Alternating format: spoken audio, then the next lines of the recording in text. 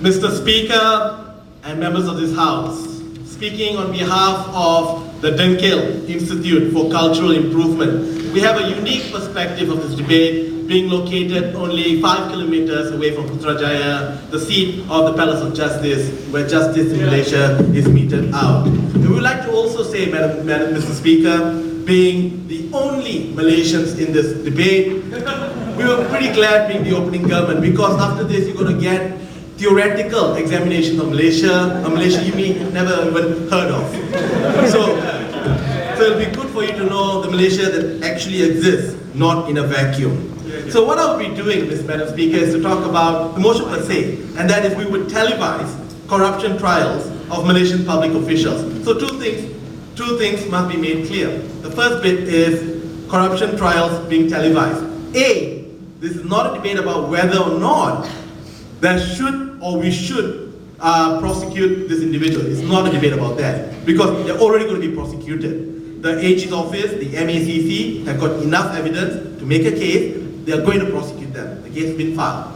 This is a question of when that case goes to court, proper trial, should we, as the public of Malaysia, have access to it. The debate is a debate about access. So if those people on the other side are going to be talking about should we or should we not, and the individuals involved, whether you're going to be talking about next year's 2010, the Tian Chua trials, or you're going to talk about the Kelantanese investment company trials that will be coming soon, next year, these things that we talk about, or even about the Selangor government, or the village heads in Perak, then all these cases, Madam Speaker, will be televised. It's a bipartisan effect. This is not a case for Barisan against Barisan. No, this is for the country. And it's consistent with what the country needs in order to achieve things that we need. It's after I set up, sir.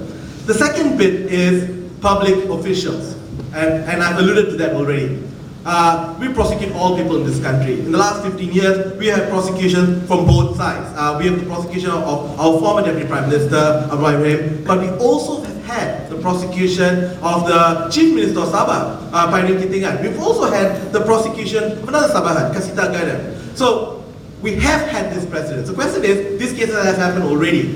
What they have to do is to show that if these trials are shown to the Malaysian public, it prejudices the case, it prejudices justice. Because this debate is not about the individuals, it's about justice. And if you have a point on that, sir, I will take it now. But the other question is, are you saying that the public right now don't know anything about the cases going on and they're unaware of what's going on with regards to the trials? Yes. In Malaysia, it's not like North Korea, it's not like secret trials. They are known. However, they're reported. They are reported already by the media. However, they are reported in part, and that's the setup on this side. It'll be a factual coverage. It's not going to be partial coverage. It's not going to be bits and pieces. It'll be the proper proceeding. It'll take the same model as what we have in the Malaysian Parliament right now.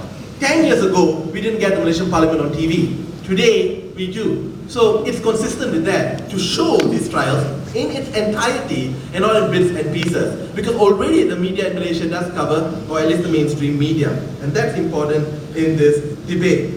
Now, first argument, Madam Speaker, and what I'll be talking about is the public good, which I've already alluded to somewhat. And second of all, the process of scrutiny. My teammate, the hungriest speaker in my team, because he's missed breakfast, he will be talking about the fact that it's not one-sided, that it is about recovering the faith of the Malaysian public. Not in a vacuum, but as Malaysia as it exists today, Madam Speaker. And I also would like to make a request on the opposition members that there are two teams of the government, and ignoring the opening government is not a good thing when it comes to BOI. So, the first thing is this, public good. Should the Minister of Information allow RTM to carry it? We say they should, because we already have a lot of space already available in the two television stations we have. We also would implore the other stations, the private stations, we can't force them to carry it, but we'll implore Awani, the Bernama station. Because it's an open secret that this stations are lacking content, especially in the daytime when this trial is going to happen. So it's not really necessarily a problem. I would take one from the opening just to be fair to them. Sir, you already established that the information is already there, but you still haven't in your third minute proved to us why extra information, televising the entire thing, is of utmost necessity. You know, some people are going to consider the point being naive, but I'm just going to put it to age. Madam Speaker, the question she said is, parts of it are already being reported in second-hand accounts. It is the perspective of the reporters, the perspective. Believe me, everyone would look stupid. I mean, I would look stupid if you took only pieces of my speech, Madam Speaker, and they would look good if you only take pieces of their speeches. But if you look at the speeches in entirety, that's what's important. Testimonies can last about a whole day, an hour. Now, I'll also say this, not every Malaysian is going to sit down and watch it like a cricket match. But the question is, those who do want to, right? So, they're going to start arguing that it's already there. It's not. You've got to be clear about it. It's not. You only have second-hand reporting by the individual. You have people taking videos of them going in, and sometimes testimonies of individuals, but not all of it. So it debilitates our ability to have, you have had 2 points already, sit down. So it debilitates the public's ability to process that information. The second bit is the process of scrutiny. It's not one-sided. They're going to argue, wait a minute. I mean, you put people up, isn't going to make them bad. Wait a minute.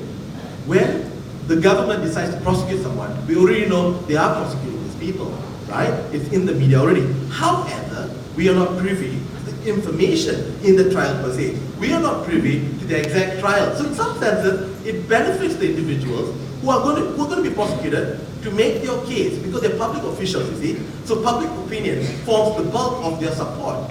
So if they're forced into a corruption case, it's important for them to make their defense not only to the judges, but to the public in which they serve, in order for them to form an opinion whether they are guilty or not, whether or not it's political persecution or not.